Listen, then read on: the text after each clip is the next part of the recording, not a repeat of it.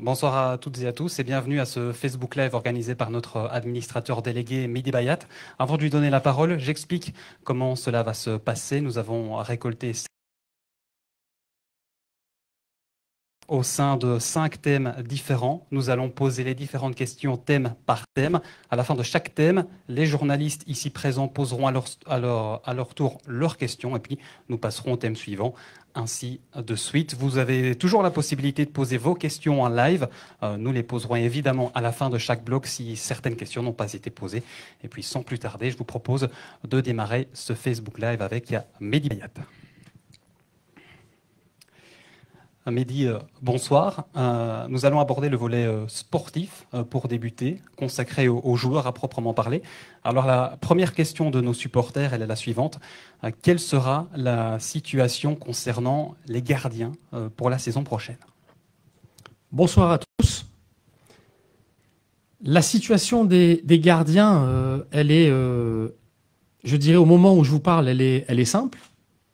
Rémi Descamps est encore sous contrat au Sporting de Charleroi. Nicolas Pento est fin de contrat. Et puis on a nos jeunes gardiens, dont certains sont aussi en fin de contrat. Donc il va y avoir des décisions importantes à prendre, notamment par rapport à Nicolas. Et je pense que nos supporters qui l'apprécient énormément sont évidemment en attente de savoir ce qui va se passer. Je vais avoir une discussion avec Nicolas dans le courant de la semaine prochaine, où on verra exactement quel sera finalement son choix aussi, parce que c'est important que lui-même se positionne. Et puis, par rapport à Rémi, il a eu une saison relativement compliquée, je dirais, depuis qu'il est arrivé au Sporting de Charleroi. Il a dû d'abord composer avec Nicolas, qui a difficilement, je dirais, laissé sa place. Et puis Rémi a intégré l'équipe à une période un petit peu difficile. Il a eu une blessure, je me souviens, et qu'il a même dû faire 2 matchs avec une légère blessure, qui n'étaient pas les meilleures conditions pour pouvoir, je dirais, prendre le relais. Et puis, par la suite, évidemment, il y a eu un naufrage collectif. Je pense qu'il faut le reconnaître et l'accepter. Et donc, c'était aussi, évidemment, difficile pour lui de pouvoir, je dirais, se montrer sous son meilleur visage, même si on a vu de très bonnes choses. Je pense qu'il faudra faire bien l'analyse de la situation avec lui, avec aussi Cédric Bertolin, notre entraîneur des gardiens. Et puis, probablement aussi avec le nouvel entraîneur. Mais bon, ça on en parlera peut-être un petit peu plus tard. Deuxième question, elle est revenue souvent, Mehdi. Est-on en droit d'avoir plus de jeunes au sein de l'équipe première à l'avenir? Je l'espère très sincèrement, pour la bonne et simple raison que nous investissons énormément au niveau de notre centre de formation à Marcinelle. L'arrivée nouvelle de Christophe Dessy s'inscrit très clairement dans cet objectif de pouvoir faire en sorte que Christophe appuie le travail exceptionnel qui a été fait par Alain de Kuyper pendant ces dernières années, où on a, encore une fois, massivement investi dans la structure de notre centre de formation, mais maintenant il faut passer le palier, tout en étant conscient évidemment que la formation prend du temps. Ça veut dire que j'entends très souvent aujourd'hui qu'on a d'excellentes générations en U13, en U14, en U15, évidemment, avant que ces jeunes puissent venir toquer à la porte de l'équipe première, ça va nous prendre quelques temps. Mais ça fait maintenant déjà quelques temps que nous investissons à l'école des jeunes. Et donc, ça veut dire qu'on a eu Ken Nkuba. Et je suis d'ailleurs vraiment extrêmement déçu qu'il s'est blessé lors de son premier match titulaire au Cercle de Bruges. Donc, ça a été une grande déception pour nous tous. Mais l'objectif, évidemment, est de pouvoir faire en sorte que notre centre de formation intègre au moins 1 ou 2 jeunes par saison. Et j'espère que ce rythme-là va se mettre en place très rapidement. Peut-être pas encore cette année, mais en tout cas, dès la saison prochaine, j'espère que, en tout cas de ce que je vois par rapport à notre génération de jeunes, je pense qu'on pourra finalement rejoindre ce rythme de croisière. Mais l'objectif n'est pas simplement d'intégrer des jeunes, ça veut dire pour intégrer et de dire voilà, on fait le nombre avec des jeunes de l'école des jeunes. L'objectif est réellement de faire en sorte que notre école des jeunes puisse nous fournir des joueurs qui deviendront titulaires et permettront au Sporting de Charleroi performer à un niveau d'exigence qui est celui de nos supporters et de nous-mêmes d'ailleurs en tant que dirigeants aujourd'hui. Beaucoup de questions relatives au transfert également. La première, elle est celle-ci. Pourquoi avoir misé sur beaucoup de prêts cette saison? Nous avons vécu une saison très particulière. On était dans la continuité d'une saison exceptionnelle la saison passée, où on a battu tous les records du club et terminé à une très belle 3e place. Et puis on a recommencé ostensiblement avec le même noyau. Et puis malheureusement, on a dû faire face à pas mal de blessures, à une situation qui n'était pas prévue et où il était difficile d'anticiper. Au mois de janvier, on a dû très clairement, à un moment donné, faire face à une situation un petit peu de panique. C'est vrai. Pourquoi ? Parce que lorsque on a les résultats qui sont ceux qui ont été les nôtres, c'est-à-dire que sur un bilan de 40 matchs, ça veut dire la saison passée plus les 10 premiers matchs de cette saison, on était quasiment dans un bilan de champion. Et puis la situation se dégrade considérablement. Au mois de décembre, on réenchaîne de nouveau 3 victoires qui nous redonnent de l'espoir. Et puis au mois de janvier, ça ne se passe pas bien. Et on a de nouveau quelques nouvelles blessures. Et donc à ce moment-ci, on doit se positionner à la demande du coach, du staff, qui me disent, voilà, on doit malheureusement mettre des pansements, il n'y a pas d'autre mot, dans une situation qui était compliquée. Et donc, étant donné la politique de stabilité que le club a toujours eue, la meilleure solution était de partir sur des solutions de prêt, avec option ou pas, mais de manière à ne pas prendre de risques, comme j'ai pu le constater à travers certains clubs qui, sur un mercato où finalement il faut pouvoir pallier à des faits et des blessures ou autres situations qui ne pouvaient pas être prévues à l'avance, à ce moment-ci, il ne faut pas prendre de risques financiers non plus trop importants, parce qu'on ne sait jamais comment la situation peut se passer. Et donc aujourd'hui, finalement, le fait d'avoir fait ces prêts nous permet de pouvoir repartir, je dirais, pas d'une feuille blanche, mais on a presque 10 joueurs qui sont en fin de contrat et qui étaient en prêt.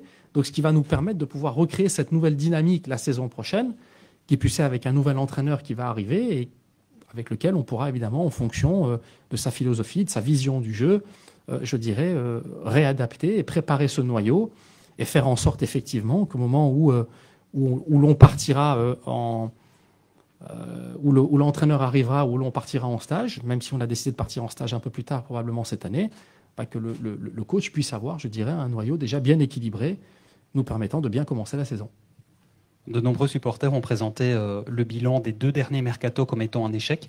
Alors, une question en 2 temps. Est-ce pour vous un échec ? Et si oui, pourquoi ? Je pense qu'il faut vraiment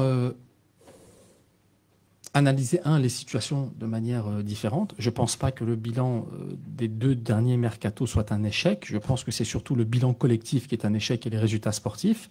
Je pense que si nous avions continué sur la série sur laquelle nous étions, on aurait dit que le bilan était bon. Bon, voilà, après les résultats, c'est ce qui définit effectivement si un mercato a été bon ou mauvais.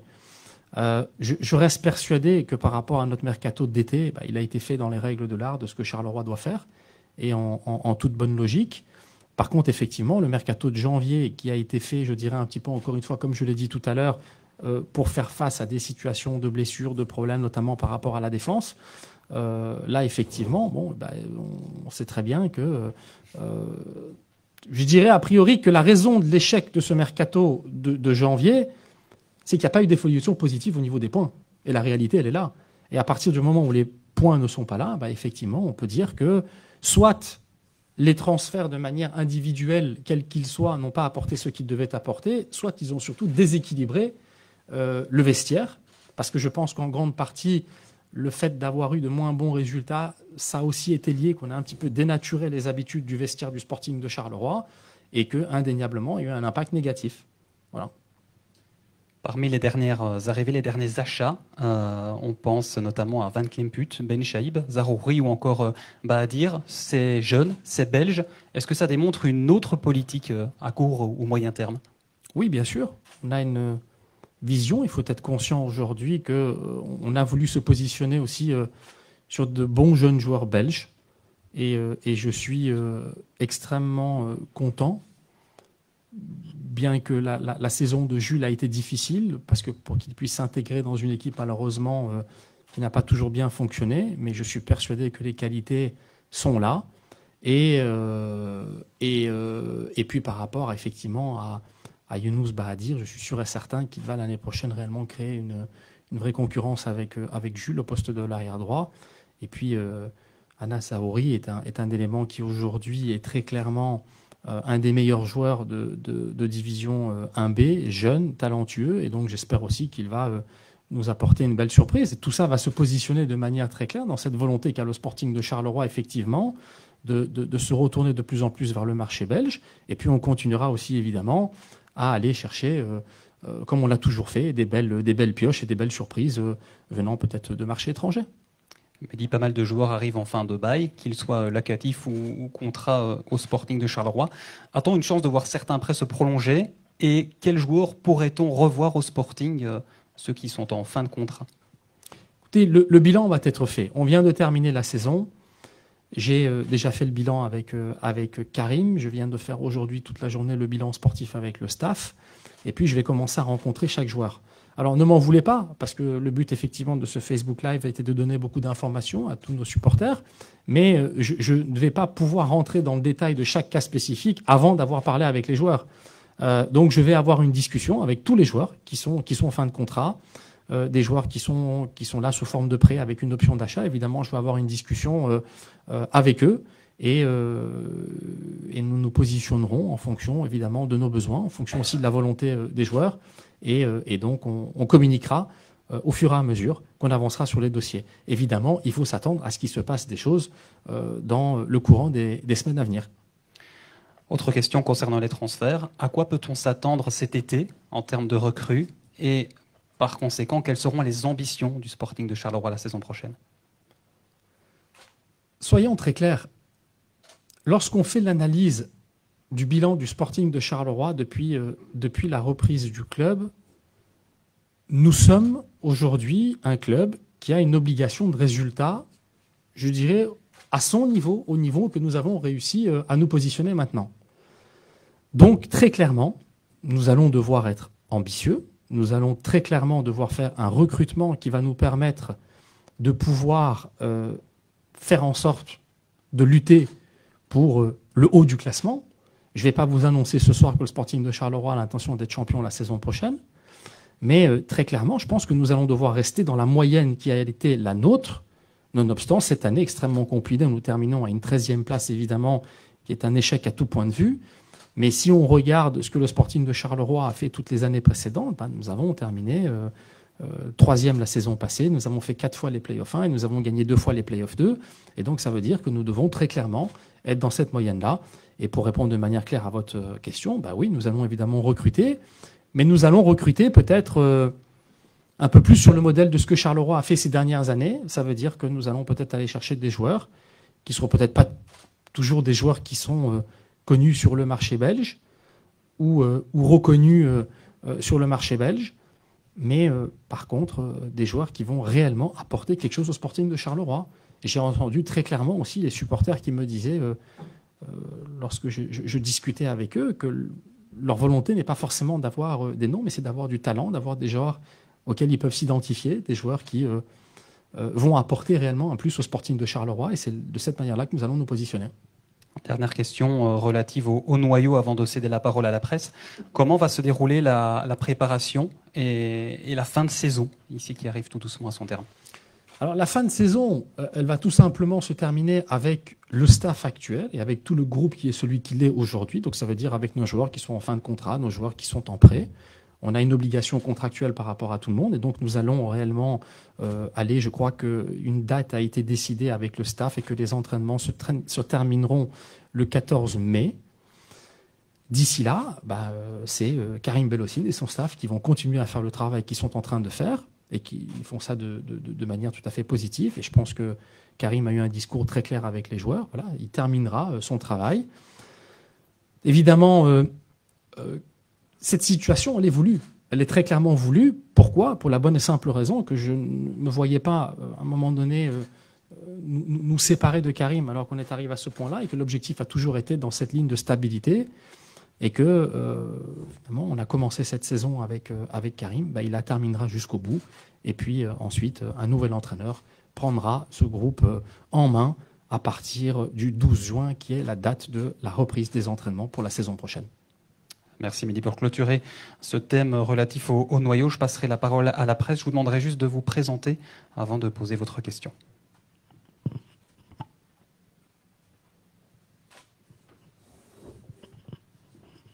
Mehdi, bonsoir. Benjamin Elson de la Nouvelle Gazette. On parle souvent de l'ADN des joueurs de Charleroi. Comment est-ce que toi, tu expliquerais justement cet ADN? Est-ce que tu vas donc rechercher quelque part, sans parler de profil, de place spécifique, mais peut-être de type de joueur pour le mercato à venir? Oui, je pense très clairement qu'on a un petit peu dénaturé l'ADN de notre vestiaire. Ça veut dire qu'à Charleroi, on a toujours eu des joueurs. Alors c'est vrai, soit des joueurs qui étaient inconnus lorsqu'ils sont arrivés et qui avaient cette volonté de se faire connaître, de travailler, de se battre pour aller chercher cette reconnaissance, des revanchards.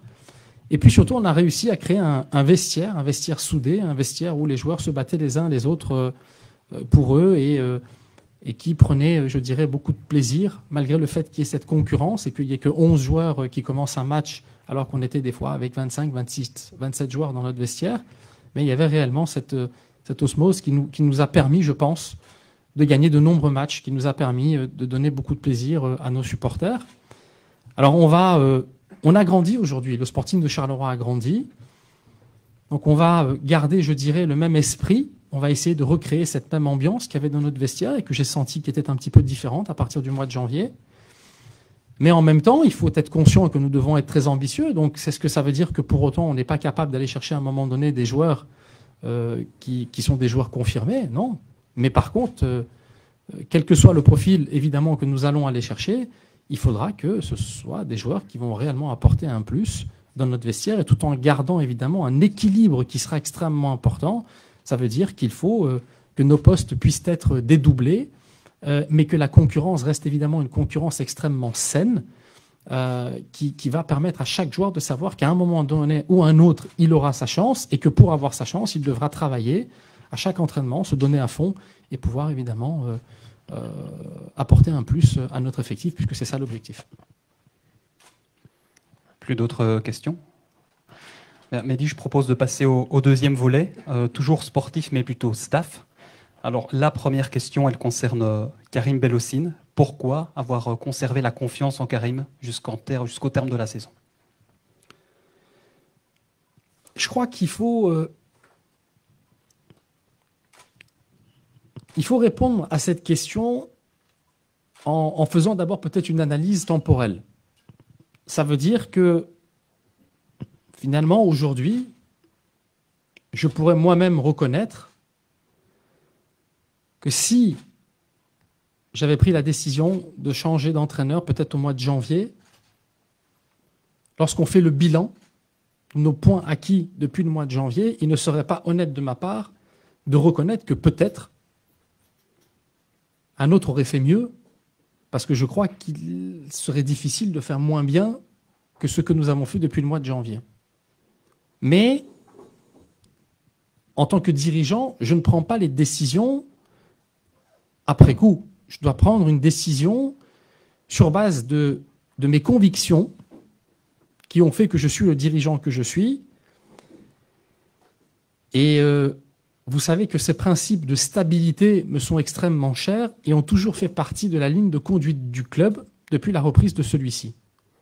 J'ai énormément souffert à l'époque, lorsque j'ai appris mon métier, d'administrateur délégué pendant les 10 premières années de ma vie à Charleroi.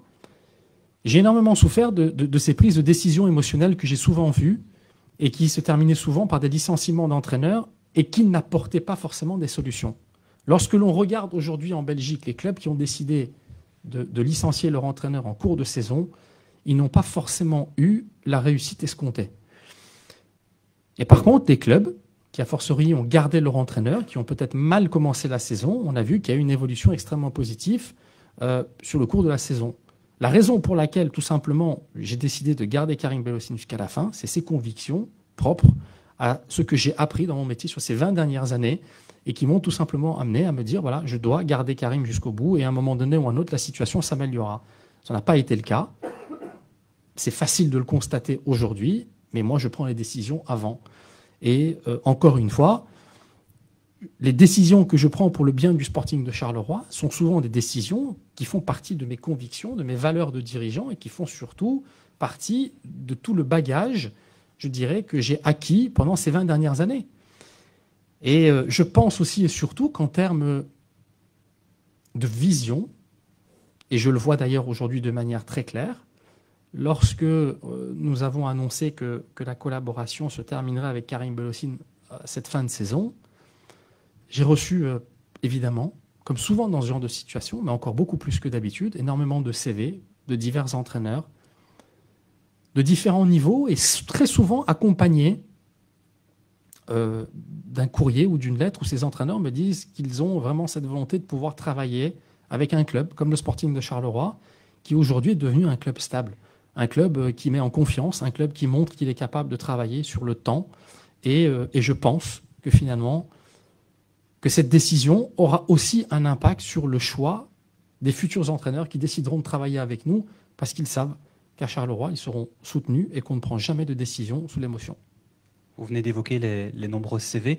Quel sera le profil du nouveau coach du Sporting de Charleroi?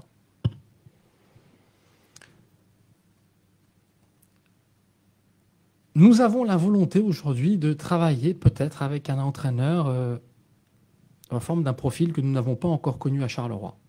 Nous voulons développer un plan stratégique sportif qui va essentiellement tourner autour de comment faire évoluer en permanence et de manière positive notre noyau professionnel et surtout de créer un lien, vraiment un pont avec notre école des jeunes et faire en sorte qu'il y ait un réel lien avec notre noyau élite et de faire en sorte que réellement nous puissions constamment suivre l'évolution de nos joueurs à tout point de vue. Nous voulons travailler avec un entraîneur qui va être beaucoup plus en phase avec les méthodes de travail actuelles d'aujourd'hui. Ça veut dire avec lesquelles nous travaillerons beaucoup plus sur les datas, sur les chiffres, avec lesquels nous pourrons mettre en place réellement une structure, une architecture, comme celle que Roberto Martinez a développée au sein de la fédération. Et bon, voilà, je m'inspire un petit peu évidemment de ce que je vois ailleurs. Et la volonté est très clairement de pouvoir faire en sorte que nous ayons une structure d'encadrement autour de nos joueurs et du club, et qui nous permette de réellement pérenniser et de travailler avec une vision à long terme. Ça veut dire que l'entraîneur qui va venir au Sporting de Charleroi va nous aider évidemment à mettre en place cette structure. Mais si un jour nous nous séparons de cet entraîneur, toutes les bases qui seront là sont des bases sur lesquelles nous allons maintenant travailler vraiment de manière pérenne et sur le long terme pour le bien du Sporting de Charleroi. Et donc il faudra que ce soit un entraîneur qui s'adapte évidemment à cette vision que nous avons, cette stratégie que nous voulons mettre en place avec lui. Il sera évidemment un des éléments très importants. Mais notre objectif est très clairement de pouvoir aller s'orienter vers des entraîneurs peut-être plus jeunes. Il ne faut pas avoir peur aussi. Je ne dis pas que notre entraîneur sera de facto jeune, mais vous me posez la question, et vu que la décision n'a pas encore été prise, je parle en termes réellement de profil et d'orientation, nous pourrions aussi éventuellement aller chercher un entraîneur plus jeune, du style de ceux que nous voyons maintenant de plus en plus. On en voit certains en Belgique, on en voit beaucoup en Allemagne. On en voit beaucoup dans d'autres pays européens et il serait possible que nous puissions nous orienter également vers ce profil-là, tout comme nous pourrions nous orienter vers un profil qui a plus d'expérience. Mais la volonté est très clairement de travailler sur une vision, une structure, une architecture et c'est ce profil-là qui sera pour nous très important pour nous permettre de pérenniser justement le club et la vision stratégique du club sur les années à venir. Dernière question de nos supporters relative au staff, et vous l'avez un petit peu évoqué au travers de cette dernière réponse. Est-ce que cela signifie qu'il y aura de l'embauche supplémentaire pour agrandir ce staff?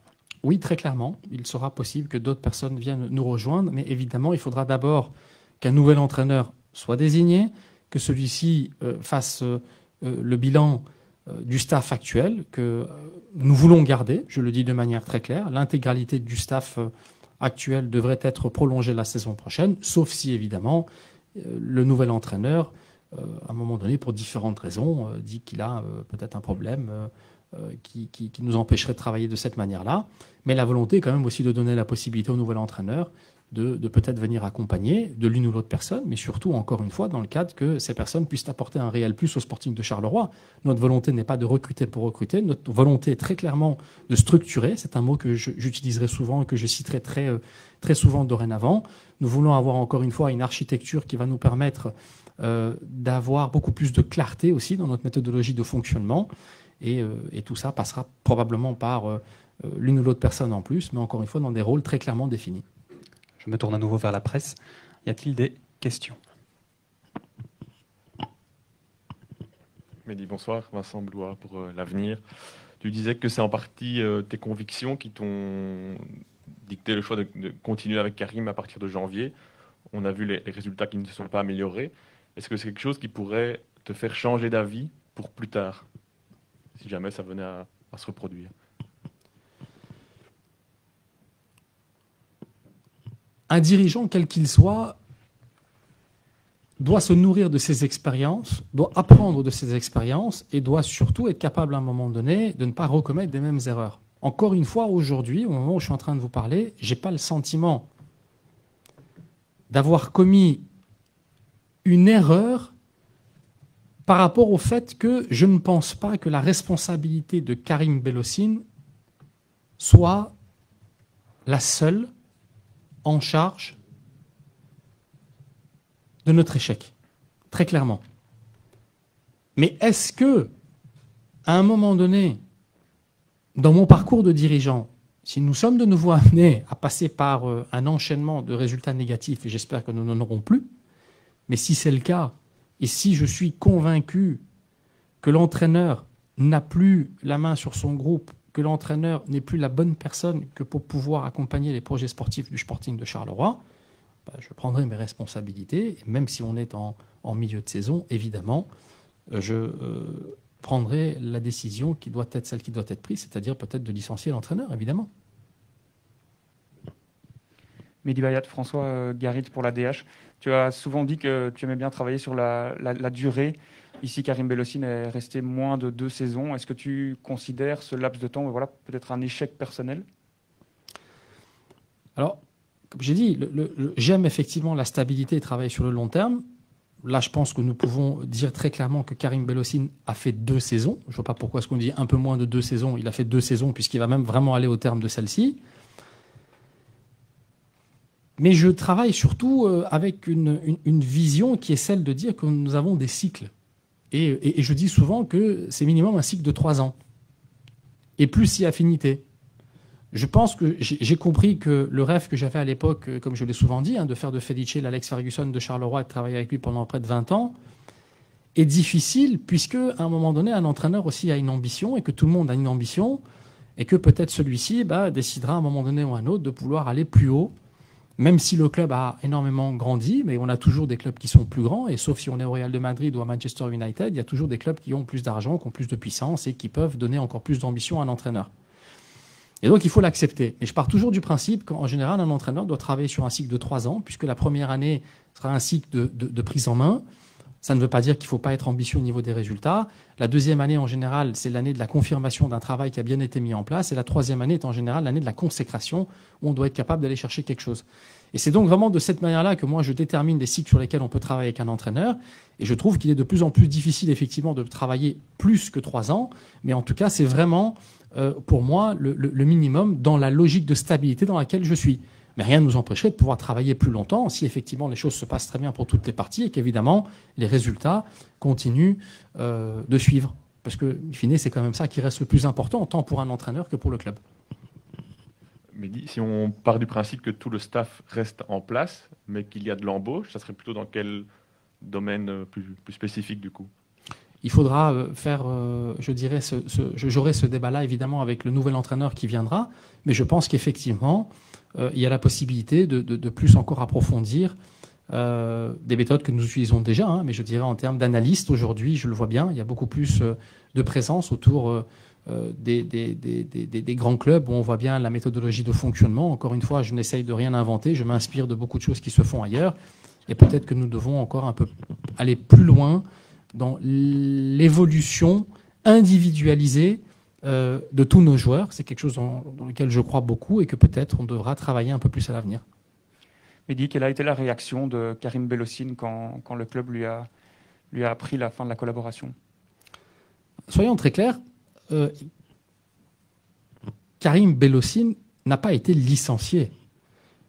Karim Belhosseine a eu une discussion, à un moment donné, franche et sincère, avec moi-même, en tant qu'administrateur délégué du club, et où nous avons fait ensemble le bilan de la situation, et nous en sommes arrivés tous les deux à la logique qu'il était préférable, pour éviter de se retrouver en début de saison prochaine dans une situation toxique, de se séparer.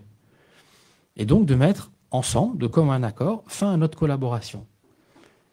Et je pense que nous avons eu cette discussion franche et sincère ensemble, où la volonté a été très clairement de la part de Karim de me faire part de ses réflexions sur ce qui a peut-être été un échec de manière générale et ce qui nous a amené là où nous étions, et où moi aussi j'ai partagé avec lui ma vision par rapport à ce qu'il aurait peut-être pu améliorer ou changer dans son modèle de fonctionnement pour son bien. Pourquoi ?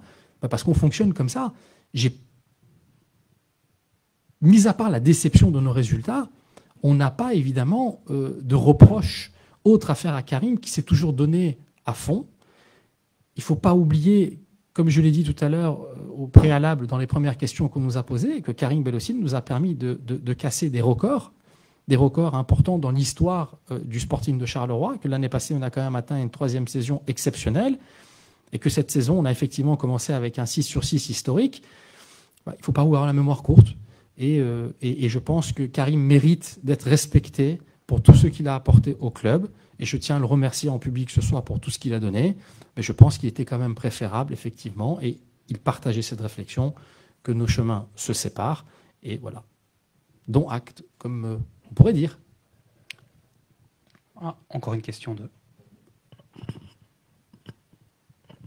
Est-ce que ça veut dire, Mehdi, que cette fin de collaboration ne coûte pas d'argent à Charleroi, cette fin de collaboration? Alors, vous savez, je suis pas. Alors que ça coûte pas d'argent. Vous savez, heureusement, on vit en Belgique, dans un pays qui est régi par des lois qui protègent les travailleurs quels qu'ils soient, en ce y compris les entraîneurs. Et donc, lorsque nous mettons fin à un contrat de travail à durée indéterminée, comme c'était le cas avec Karim Belhosseine, on devra lui payer effectivement les indemnités de préavis que nous devons lui payer et qui auraient été ostensiblement les mêmes si on avait pris cette décision au mois de janvier ou maintenant, si c'est peut-être là où vous vouliez aller avec votre question. Voilà qui clôture le volet sportif du live de ce soir. Je vous propose de passer au thème concernant les supporters, à proprement parler. Et une question est énormément revenue, on s'en doute, parmi les 700 que nous avons reçus. Elle concerne les abonnements. Mehdi Bayed, quelle sera la position du Sporting de Charleroi pour les abonnés? Alors, ça fait bien longtemps que nous avions déjà réfléchi à comment nous allions gérer la situation de nos abonnements par rapport à nos supporters. Pourquoi est-ce que nous n'avons pas communiqué avant? Pour la bonne et simple raison que la plateforme qui va pouvoir nous permettre de gérer ce principe-là fait partie intégrante de notre nouveau site internet qui sera mis en ligne ce soir même. Alors, qu'est-ce que nous allons tout simplement proposer à nos abonnés? Différentes formules. Vous le verrez, notre nouveau site internet va nous permettre aussi effectivement de passer un palier au niveau de notre relation avec le monde digital. Et vous verrez de manière très claire que nous allons donner la possibilité à tous nos abonnés, soit de se faire rembourser, soit de pouvoir reprendre un abonnement pour la saison prochaine, soit pour ceux qui le souhaitent de soutenir le club, voire même la fondation, et de dire voilà, je cède le montant de mon abonnement au club ou à la fondation. Voilà. Toutes les possibilités, les formules existeront pour que chacun se sente à l'aise. Notre volonté, évidemment, est d'être correct par rapport à nos supporters. Il est tout à fait logique et normal qu'un supporter qui a assisté qu'à 2 matchs la saison passée récupère l'entièreté de ce qui lui revient par rapport au prix qu'il a payé pour son abonnement. Et cette décision a été prise il y a bien longtemps. Et encore une fois, je vous le dis, la seule raison pour laquelle nous n'avons pas encore communiqué dessus, c'est que nous voulions essayer de faire en sorte que le lancement de notre nouveau site internet, sur lequel il y aura encore cette plateforme qui va être extrêmement simplifiée et permettra aux supporters de s'y retrouver très facilement, n'était pas encore prête. Et je vous avouerai que nous avons un petit peu demandé à notre partenaire qui s'occupe justement de la création de ce site internet de pouvoir se dépêcher afin de faire en sorte que, et on savait que ce serait évidemment une question très importante ce soir, que ce site soit en ligne ce soir et que les supporters se sentent complètement rassurés. On renverra donc nos supporters à notre site internet, donc sporting-charleroi.be. La deuxième question, Mehdi, elle concerne forcément le retour au stade. Y a-t-il déjà une perspective quant à ce retour des supporters parmi nous? Écoutez, j'espère très sincèrement que nous allons gagner cette bataille contre le coronavirus. Ce n'est pas la première fois qu'on me pose cette question, ce n'est pas la première fois que je vais devoir y répondre. Et je vous le dis en toute sincérité, évidemment que j'espère que d'ici cet été, nous aurons eu la chance d'avoir que notre pays ait pu tout simplement vacciner un maximum de personnes et que notre vie normale puisse reprendre. Nous sommes bien conscients aujourd'hui, avec les protocoles que nous avons appliqués et mis en place, et d'ailleurs la Pro League essaye aujourd'hui de faire en sorte déjà que ces protocoles puissent se réappliquer, que nous ayons de nouveau du public, ou en tout cas une partie du public dans les matchs des play-offs actuels. Mais j'espère très sincèrement que pour la reprise du championnat, on aura évidemment beaucoup plus de public. Il a été démontré de manière très claire que, en tout cas avec les gestes barrières et à l'extérieur qui plus est dans un stade, la probabilité de pouvoir contaminer son voisin est très faible. Et donc voilà, j'espère très sincèrement que nous aurons pour la reprise du championnat un maximum de monde, si c'est possible des stades pleins, et si pas en tout cas sous forme de protocoles qui seront négociés en fonction de la situation sanitaire à ce moment-ci avec le gouvernement, voilà, en tout cas du public dans le stade. Dernière question relative aux supporters. Il concerne le traditionnel Fan Day que l'on a connu virtuel l'été dernier. Est-ce qu'on peut envisager un Fan Day un peu plus traditionnel en juillet prochain? Et très clairement, je l'espère sincèrement, du plus profond de mon cœur. Encore une fois, cette réponse, malheureusement, ne pourra être apportée qu'en fonction de la situation sanitaire dans laquelle nous sommes, mais nous essaierons évidemment de tout faire, que même si la situation n'est pas encore optimum et que, comme je l'entends souvent, nous devons arriver peut-être à un taux de vaccination national de l'ordre de 70% pour pouvoir reprendre une vie plus ou moins normale, même si nous n'en sommes pas encore là, en tout cas, nous essaierons d'appliquer les protocoles nécessaires que pour pouvoir faire en sorte que notre public puisse venir au stade en extérieur et surtout qu'il y ait de nouveau un partage avec les joueurs, avec nous-mêmes, avec la direction. Vous savez que je prends aussi beaucoup de plaisir lors des journées portes ouvertes à être là, à parler, à être présent, à discuter avec les supporters et je pense que c'est effectivement très important. De manière globale, on vit tous finalement cette situation de manière extrêmement compliquée au niveau du Covid et évidemment, on a envie de pouvoir le plus rapidement possible de partager un maximum de temps et de moments avec nos supporters. Je me tourne à nouveau vers la presse. Y a-t-il des questions relatives aux supporters?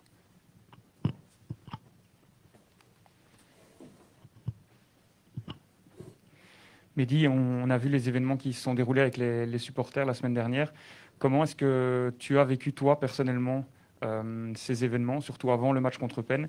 Et est-ce que tu trouves qu'ils ont été peut-être un peu trop loin?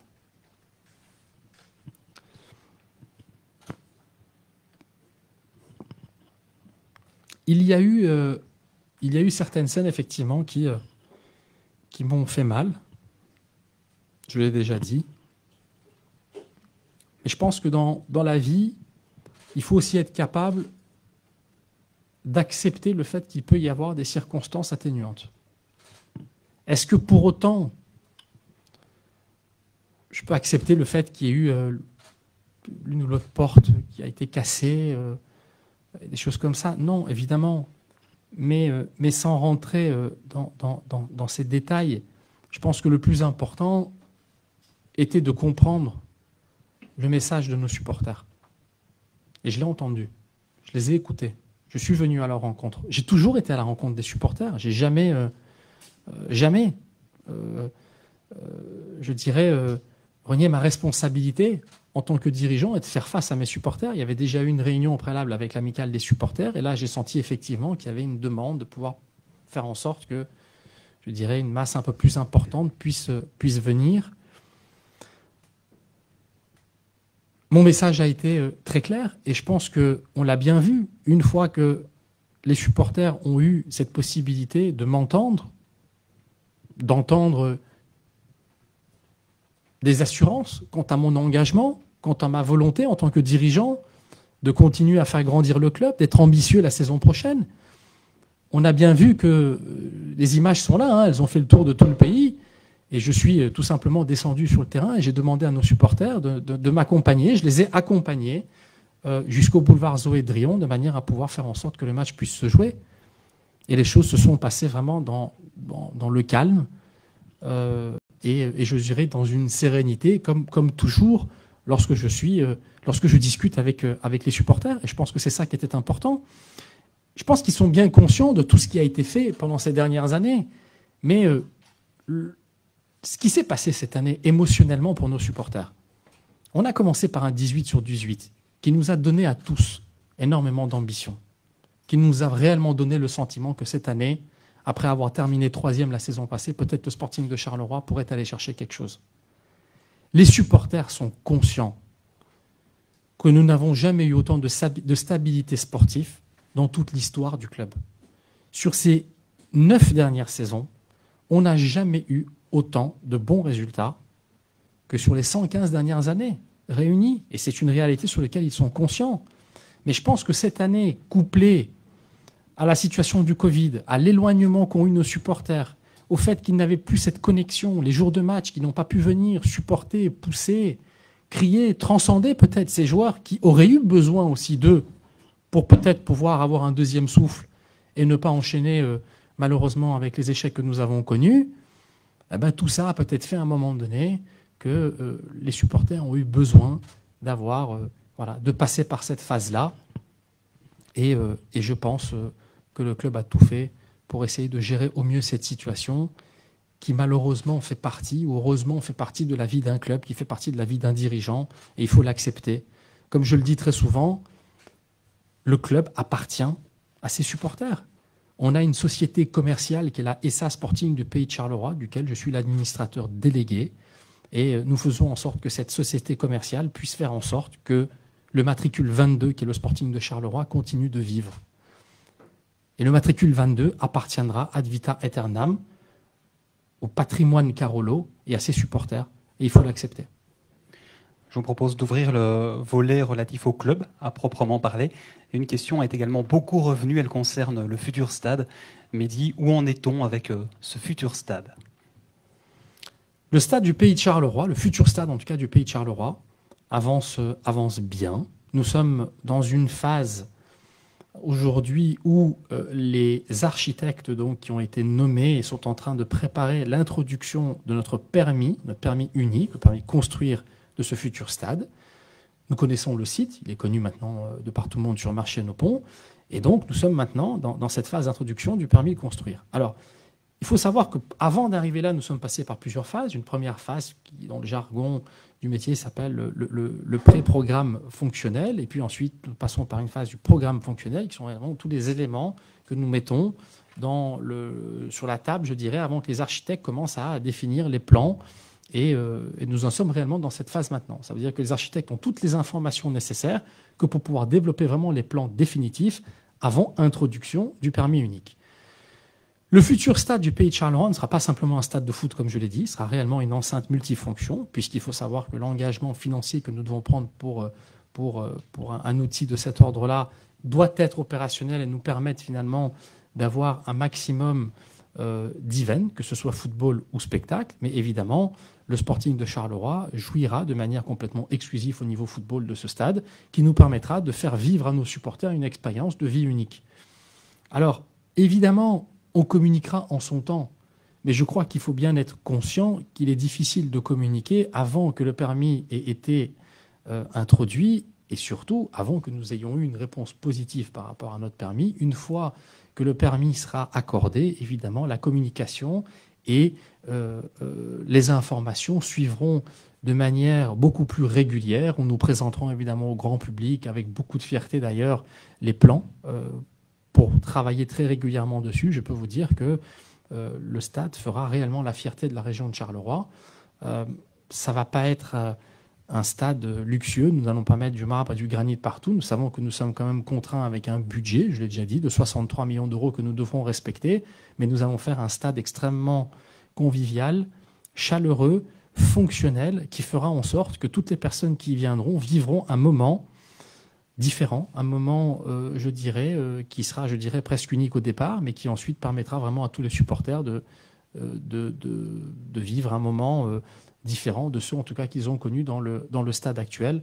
Vraiment, le point d'orgue a été mis sur faire en sorte que l'ambiance soit aussi extrêmement chaleureuse, vraiment un effet chaudron, avec au niveau de ce qui sera la T4 dans ce nouveau stade, un mur à l'allemande qui permettra vraiment à nos supporters les plus fervents, notre COP, de pouvoir bien jouer son rôle de 12e homme.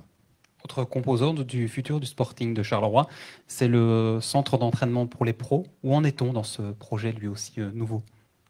Alors, il faut savoir une chose, ce n'est pas simplement le centre d'entraînement pour les pros. Je dirais d'ailleurs que c'est surtout le nom que je veux lui donner, c'est l'université du foot. Donc c'est un centre dans lequel nous allons avoir cette volonté de pouvoir faire en sorte que nos noyaux élites, que les meilleurs de la région qui seront dans notre centre de formation puissent réellement avoir un centre digne de ce nom qui leur permettra peut-être un jour d'être professionnels ou de pouvoir intégrer les noyaux, pour ceux qui n'ont pas le niveau pour entrer peut-être en première division, deuxième division, de pouvoir intégrer les noyaux des équipes amateurs qui seront en 1 national ou en 2 national dans la région. C'est une réelle volonté que nous avons, je pense que c'est une responsabilité nationale, et donc nous allons travailler sur 2 sites, le site de Marcinelle où va rester l'école des jeunes, et cette université du foot qui permettra effectivement à nos meilleures élites de pouvoir travailler parallèlement sur les terrains à côté des pros, puisque les pros auront cette responsabilité de bonifier, je dirais, la formation que nous voulons donner à ces jeunes. J'espère que tout sera en place et que, en déant les 2 prochaines années, cette université du foot puisse voir le jour, peut-être même un peu avant.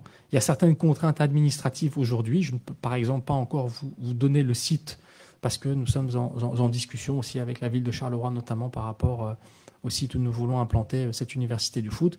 Mais dès que nous aurons la possibilité de pouvoir passer ce palier, évidemment, on communiquera de manière plus détaillée aussi.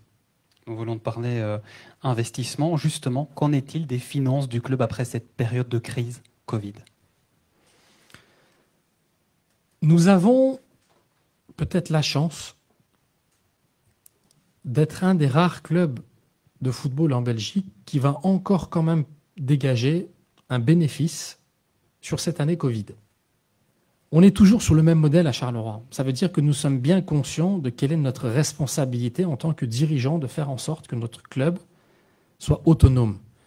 Le Sporting de Charleroi est peut-être, en termes de ratio chiffre d'affaires bénéfice dégagé, le club le plus rentable de Belgique sur les 6 dernières années.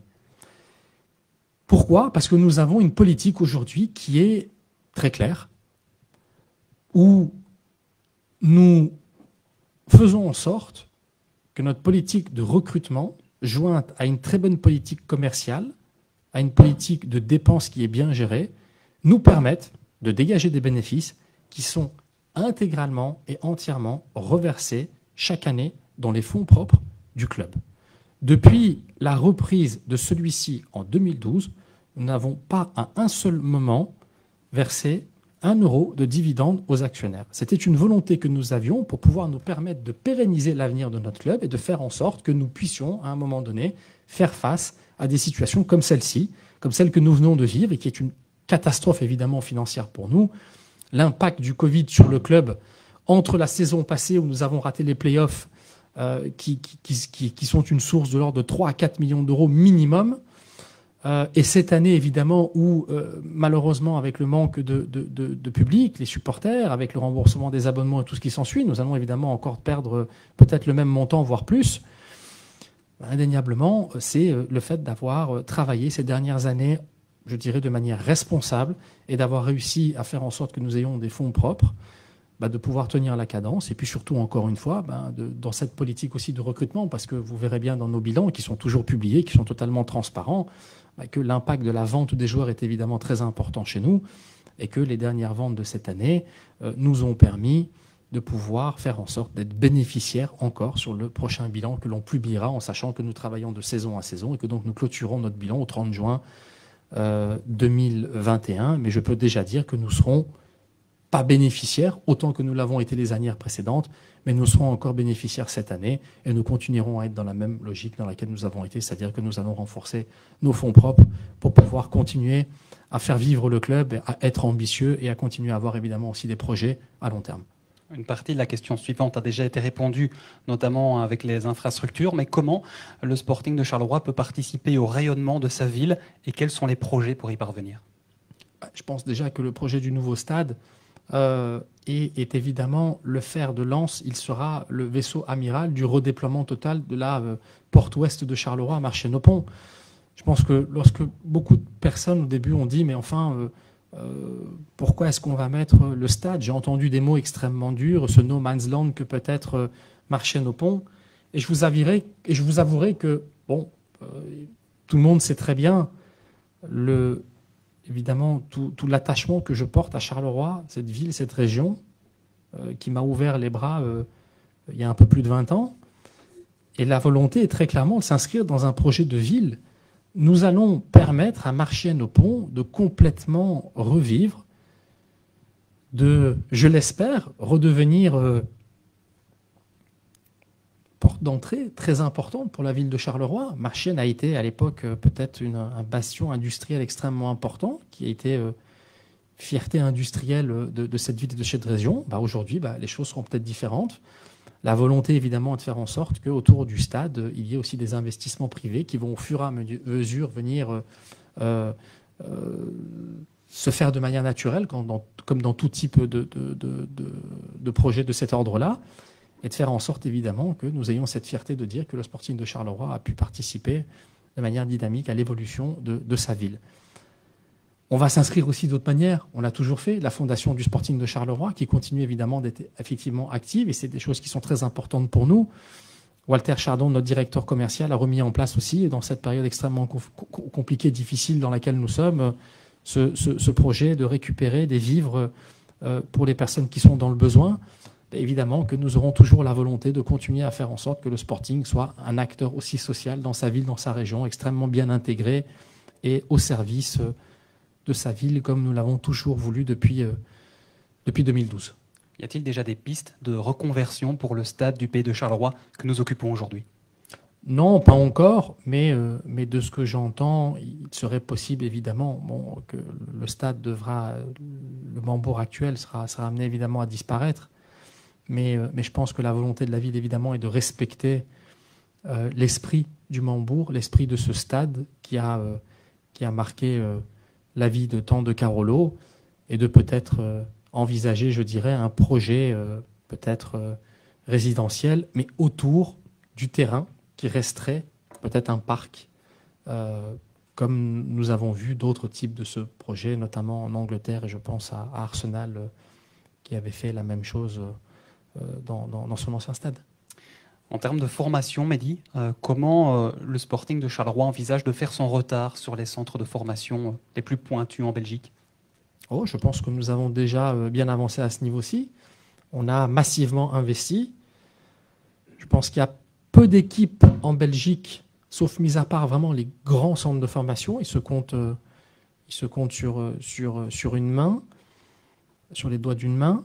Mais je pense qu'il y a peu de formations qui aujourd'hui, de manière très concrète, investissent, comme nous le faisons, plus de 2 millions d'euros par an récurrents dans la formation. Donc on a réellement fait évoluer notre site de Marcinelle, on a réellement mis en place une structure, et Alain de Kuyper a fait un travail exceptionnel à ce niveau-ci.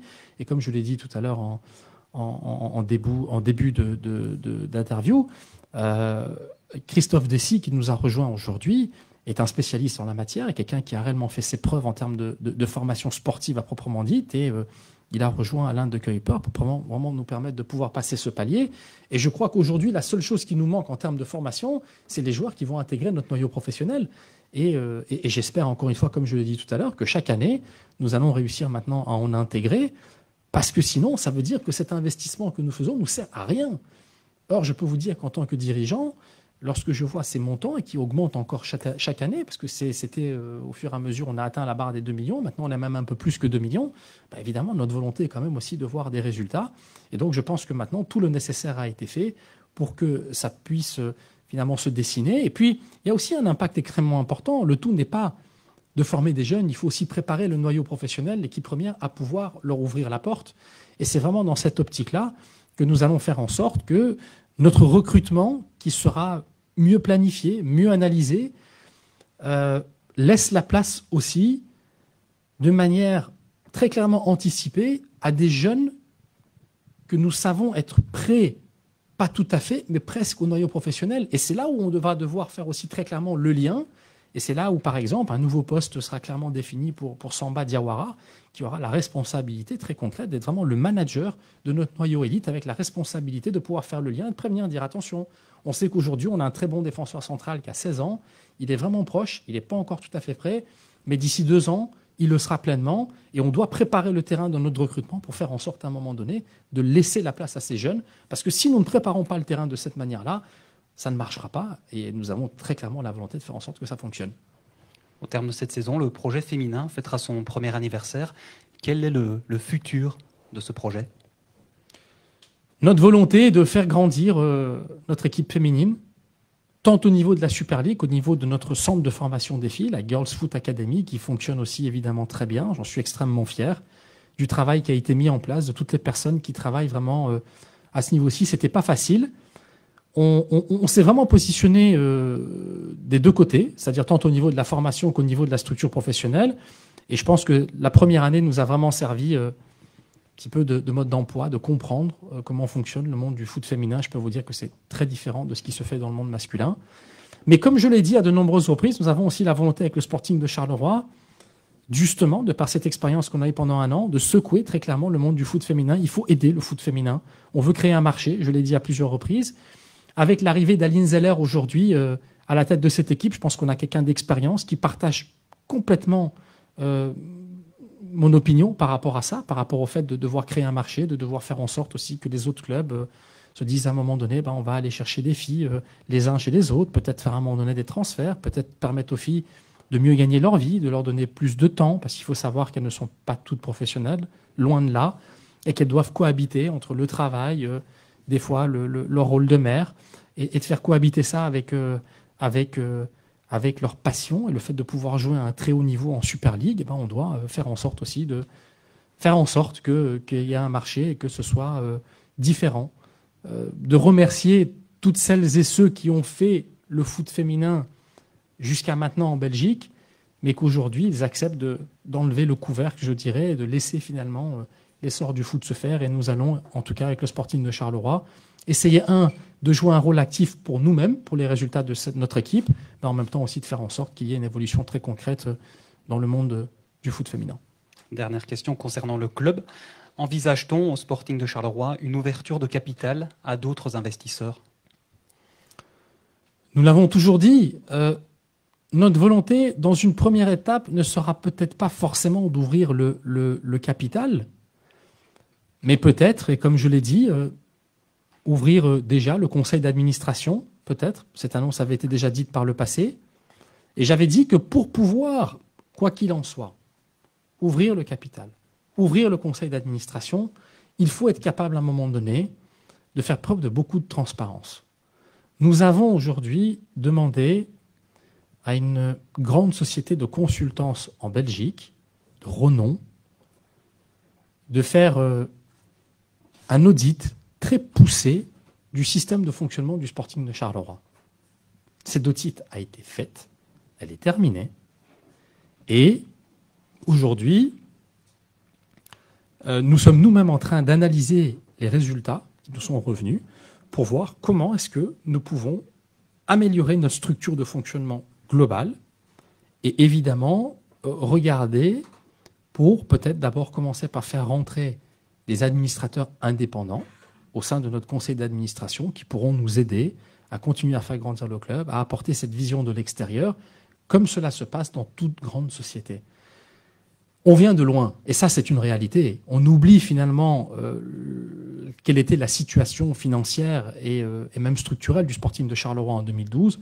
Aujourd'hui, on est en train de passer des étapes importantes, et évidemment, notre volonté sera d'essayer de faire en sorte que à travers cette analyse qui a été commandée et que nous sommes en train aujourd'hui finalement d'étudier nous-mêmes, de pouvoir prendre des décisions stratégiques importantes qui continueront au Sporting de Charleroi de grandir. Je me tourne à nouveau vers la presse, s'il y a des questions supplémentaires. Oui. Bonsoir, Mehdi. Bram van Varenberg du Het Nieuwsblad. On voit beaucoup de clubs belges qui s'occupent avec un nouveau stade ou avec un dossier. C'est quoi l'importance pour un club comme Charleroi d'avoir un nouveau stade moderne? Est-ce que vous croyez que le club sait encore grandir avec un nouveau stade? Parce qu'ici, vous êtes un peu aux limites. Alors, très clairement, et encore une fois, cette analyse a été faite de nouveau par une grande société de consultance en Belgique, à qui nous avons demandé une étude aussi de manière très claire, de manière professionnelle comme toute autre société à un moment donné, pour faire quelle peut être l'évolution du Sporting de Charleroi au niveau de son stade actuel. Je vous avouerai qu'on n'avait pas besoin de cette étude.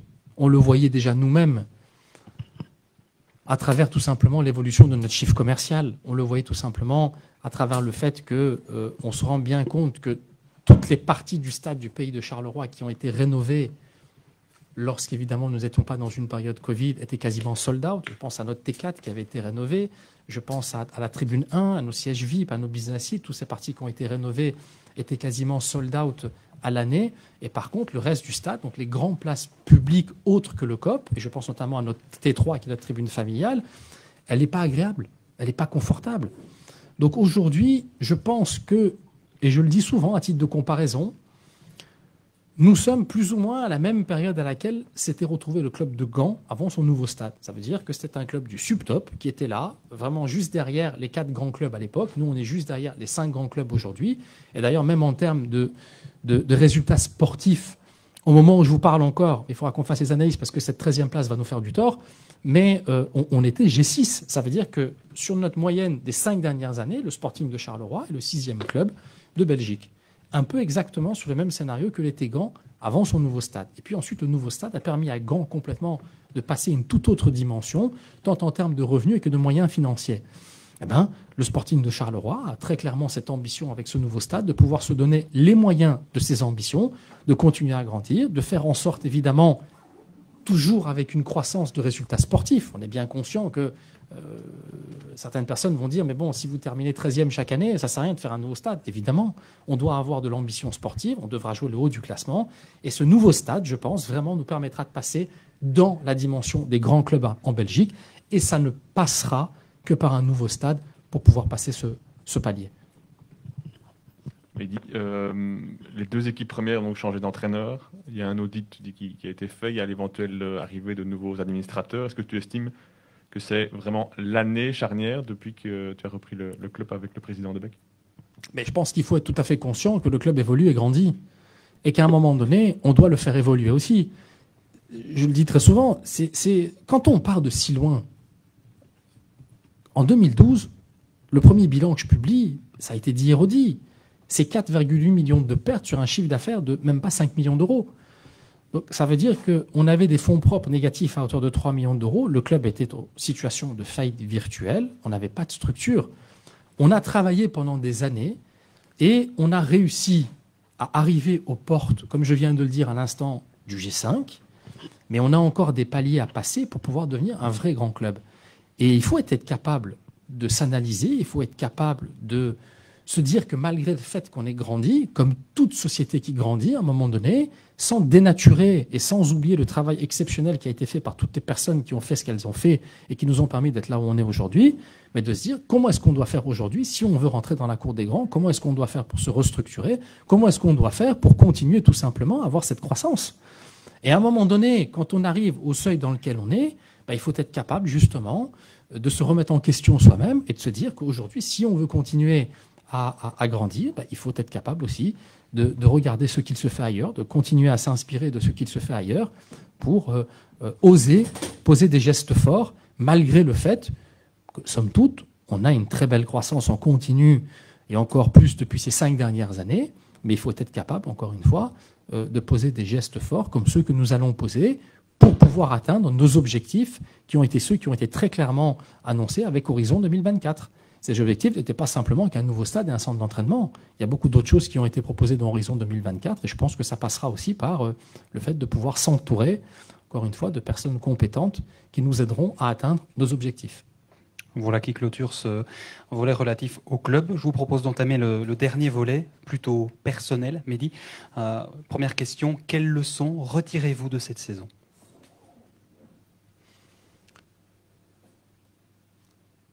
Bon, je pense qu'il faut... la leçon personnelle que je vais retirer, en réalité, va être tout simplement une analyse de cette saison, qui était dans la continuité de l'excellente saison de la passée, avec un très bon résultat, un 6 sur 6 rêveur, je dirais, en début de saison, et puis ensuite une situation qui nous a échappé des mains.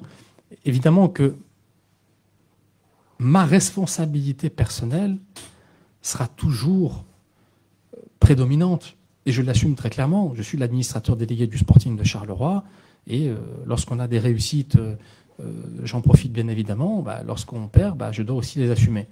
Et donc très clairement aujourd'hui, je pense que si c'était à refaire, je garderais toujours les convictions, les valeurs qui sont les miennes et celles qui m'ont amené à être le dirigeant que je suis depuis 8 ans.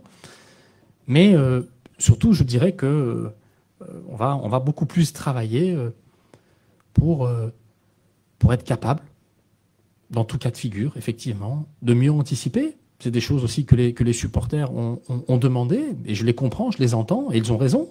Il y a un moment donné où il faut être capable de reconnaître ce qui est une réalité pour toute entreprise.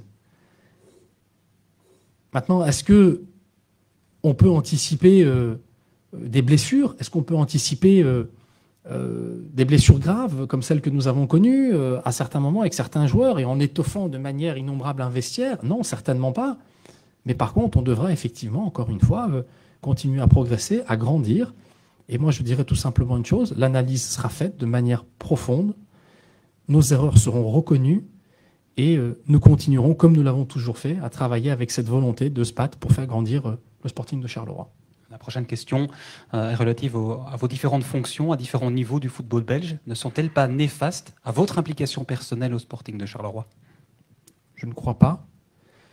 C'est vrai que c'est un débat qui souvent sort lorsque ça ne va pas, pour dire oui, Mehdi a la tête ailleurs, Mehdi est plus occupé à la fédération, Mehdi est plus occupé que les Diables Rouges, Mehdi aurait pu encore être plus occupé au sein du comité exécutif de l'UEFA où il n'ira finalement pas. Bon, soyons très clairs, je ne mettrai, le jour où je sentirai que mon implication, que ce soit au niveau du Sporting de Charleroi ou au niveau de la fédération, peut être néfaste pour l'un ou pour l'autre, je prendrai mes responsabilités très clairement. Aujourd'hui, il faut bien comprendre plusieurs choses. Un, le Sporting de Charleroi est somme toute quand même bien structuré. Je ne travaille pas tout seul. Des personnes sont là et c'est vrai que effectivement, je suis le leader. Je suis un leader charismatique. Je suis un leader qui est présent au sein du club. Et je sens que lorsque je suis un peu moins présent, je manque à mon personnel et j'en suis fier. Et parce qu'on travaille ensemble, parce que c'est un partage, comme je le dis très souvent. Le Sporting de Charleroi ne serait jamais là sans le travail qui a été accompli par tout le monde. Au sein de la Fédération belge de football, et c'est aussi un élément très important que beaucoup doivent comprendre puisqu'il y a un lien de cause à effet par rapport à la question que vous posez, aujourd'hui, la Fédération belge de football est extrêmement bien structurée. J'ai été plus occupé à la fédération avant d'en être le président que depuis que j'en suis le président. Pourquoi ? Parce que j'ai participé à toute une étape par laquelle nous avons réellement professionnalisé et mis en place une structure. Aujourd'hui, la Fédération belge de football est gérée au day-to-day par un CEO qui s'appelle Peter Bossart, que je salue d'ailleurs, et qui fait un travail aussi exceptionnel, qui a réellement mis en place une structure qui me permet à moi d'être un président fidèle au rôle qu'il doit avoir. Je suis le président du conseil d'administration de la fédération. Ça veut dire que mon rôle aujourd'hui est celui de présider nos conseils d'administration à travers lesquels nous développons et mettons en place la stratégie avec le management. Nous validons des budgets pour que le management puisse faire son travail. Et ensuite, nous avons un devoir de contrôle pour vérifier que tout se passe bien.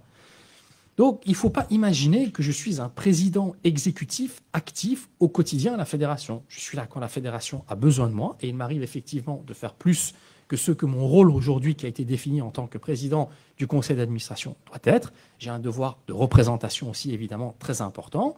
Mais Je pense aujourd'hui que j'ai, en tout cas, et je pose souvent la question d'ailleurs, que ce soit au management de la fédération ou ici en interne, je pense que j'arrive à très bien cumuler ces deux fonctions dans l'intérêt des deux parties, sans qu'il y ait de conflit d'intérêts, et de manière, je dirais, à permettre aux deux entités de pouvoir continuer à grandir. Encore une fois, je le dis de manière très claire, le jour où j'aurai le sentiment que mes fonctions nuisent à l'intérêt de l'un ou de l'autre, ou qu'à un moment donné, je ne peux plus répondre de manière proactive par rapport au temps qu'il me reste et pour pouvoir permettre à ces deux entités de continuer à grandir, évidemment, je ferai le nécessaire.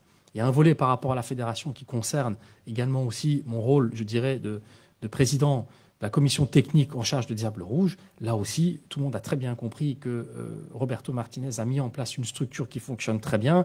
Et j'avais beaucoup plus à faire au début, sur la première année, lorsque Roberto Martinez était en fonction, que maintenant, finalement, où je suis uniquement là pour le soutenir, l'aider et tout simplement continuer à apporter la stratégie aussi sportive pour pérenniser l'évolution des Diables Rouges. Voilà, donc les choses sont très claires et bien définies et me permettent très clairement de cumuler les fonctions. Dernière question de la soirée de nos supporters, et elle est dans le prolongement de la précédente. Comptez-vous, dans un avenir plus ou moins proche, déléguer certaines fonctions au Sporting de Charleroi par l'embauche, notamment d'un directeur sportif? Alors, comme je l'ai dit, on est en train de structurer et on continuera à le faire. Alors après, encore une fois, la fonction de directeur sportif dans certains clubs peut avoir une raison d'exister. En tout cas, dans le modèle de fonctionnement que nous avons aujourd'hui à Charleroi, pour nous, ce n'est pas un rôle qui est prioritaire. Pourquoi ? Parce qu'en général, le directeur sportif est un lien, un tampon, un filtre entre la direction et l'entraîneur. Chez nous, on fonctionne de manière différente puisqu'il y a un lien direct entre l'entraîneur et l'administrateur délégué du club ou le directeur administratif du club qui est Perry Vendrix et qui suit donc évidemment l'évolution quotidienne de la vie logistique, notamment sportive du club. Alors, comment on pourrait fonctionner finalement avec un directeur sportif? Ce serait réellement créer une fonction qui n'aura pas réellement d'intérêt pour nous. Ce qui est par contre plus important pour nous et que nous allons probablement mettre en place, ce sera plus peut-être un responsable du recrutement qui va chapeauter de manière un peu plus directe, et c'est là où je déléguerai effectivement, parce que c'est le mot que vous avez utilisé, où je déléguerai peut-être plus finalement la sphère de recrutement qui fonctionne très bien aujourd'hui. Il y a une petite cellule qui est un petit peu ma botte secrète qui fonctionne très bien, qui nous permet de screener, de vraiment regarder quels sont les profils de joueurs que nous recherchons, et je pense qu'elle a quand même fait ses preuves ces dernières années, même si on peut reprocher que cette année, où c'est un contexte un petit peu différent, le recrutement qui, somme toute, sur le papier, a peut-être été meilleur que tous les recrutements que nous avons faits par le passé, mais qualitativement, il n'a peut-être pas répondu de la même manière, donc il faut aussi se poser les bonnes questions. Mais en tout cas, cette cellule de recrutement risquera peut-être d'être étoffée, et peut-être qu'on fera des annonces aussi rapidement à ce niveau-là. Mais en tout cas, dans la structure de fonctionnement aujourd'hui, je ne vois pas l'intérêt d'avoir un directeur sportif, si ce n'est que de dépenser simplement de l'argent pour annoncer un poste, et on sait très bien que ce n'est pas notre méthode de fonctionnement.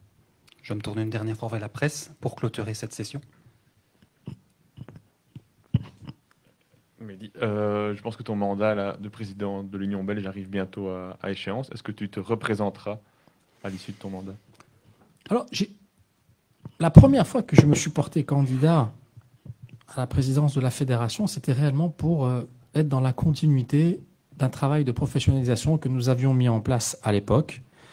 La décision n'est pas encore prise et je pense que j'en parlerai tout simplement avec mon conseil d'administration parce qu'il est très important et que je ne voudrais pas ce soir faire une annonce au grand public, surtout par rapport à cette fonction ô combien importante, avant d'en avoir parlé avec des personnes qui me paraissent très importantes au sein de la fédération. Mais effectivement, il est possible que je sois de nouveau candidat pour prolonger peut-être ma fonction, avec toujours cette volonté de pouvoir, à un moment donné, faire un pas de côté. Vous savez que nous avons pris la décision aussi d'intégrer des administrateurs indépendants. Et donc, pour la première fois de l'histoire du football belge, nous allons avoir 2 administrateurs indépendants qui vont rejoindre le conseil d'administration de la fédération. Je suis toujours dans cette volonté de pouvoir continuer à pousser nos réformes. Et il est possible que peut-être je prolongerai mon mandat, mais il n'est pas impossible non plus, si je suis réélu à mon poste qu'à un moment donné, je décide de me retirer de cette casquette lourde de président fédéral quand en même temps je suis dirigeant de club, pour peut-être rester au conseil d'administration et être sûr et certain que l'évolution continue à se faire comme elle doit se faire. Mais ce n'est pas pour moi une volonté absolue de rester président de la fédération. Mehdi, comment tu expliques et comment tu as vécu ta non-élection au comité exécutif de l'UEFA? Ça a été une expérience très enrichissante. Encore une fois, la volonté de me présenter au comité exécutif de l'UEFA n'était pas une volonté personnelle d'aller rajouter une casquette de plus ou du travail en plus sur mon dos. C'était réellement une volonté au niveau national. C'est une discussion que j'ai eue avec le conseil d'administration de la fédération. C'est une discussion que j'ai eue avec le CEO de la fédération, où on s'est dit, bon, ça fait 40 ans, plus de 40 ans que la Belgique ne siège pas au comité exécutif de l'UEFA. J'avais tissé des liens, des relations avec d'autres fédérations. Et donc, on a dit, voilà, c'est peut-être le bon moment pour essayer de faire en sorte que la Belgique puisse être représentée auprès des plus hautes instances de l'Europe, du football. Et donc, on a mené une campagne, et je remercie réellement les équipes au sein de la fédération qui m'ont aidé à mener cette campagne. Et puis, finalement, c'est comme dans toute élection, hein. Je rappellerai que j'ai toujours été élu à toutes les fonctions que j'occupe, que ce soit au sein de la Ligue, au sein de la fédération, pour devenir président de la fédération. Cette fois-ci, c'était aussi une élection. Et malheureusement, je l'ai perdu. La déception était forte non seulement pour moi à titre personnel, mais pour toutes les équipes qui ont travaillé avec moi. Mais je dirais aussi que, de manière très claire, c'était une grande déception parce que voilà, je voulais quand même que la Belgique puisse être entendue et participe à la prise de décision. C'est une bonne leçon. Il faut l'accepter. Il faut accepter de perdre des fois pour se relever. Et peut-être que on verra. Dans 2 ans, il y aura de nouveau des élections. Peut-être que je me préparerai, peut-être que voilà, je déciderai de me présenter, de faire en sorte à un moment donné que les pays croient en ma candidature, puisque lorsque l'on siège au sein du comité exécutif de l'UEFA et qu'on a 55 pays qui votent, il faut faire en sorte qu'ils aient cette volonté de croire en moi, et vraisemblablement cette fois-ci, ça n'a pas été le cas. Donc ça veut dire que finalement, encore une fois, voilà, je prends à titre personnel cette défaite en me disant que si je décide de me représenter peut-être dans 2 ans, je devrais être sûr et certain d'avoir convaincu les pays que je suis la bonne personne pour être à cette table. Merci beaucoup Mehdi Payet d'avoir joué le jeu à ces questions-réponses pendant un peu plus d'1 heure quart. Merci aussi à la presse d'avoir été présente ce soir. Et puis merci à tous nos spectateurs pendant ce live. Vous aviez été plus de 1300 à vous connecter sur notre Facebook Live. Je vous rappelle de vous rendre sur notre site internet pour tout ce qui est question abonnement. Je vous rappelle l'adresse www.sporting-charleroi.be. Merci à toutes et tous de nous avoir suivis. Excellente soirée.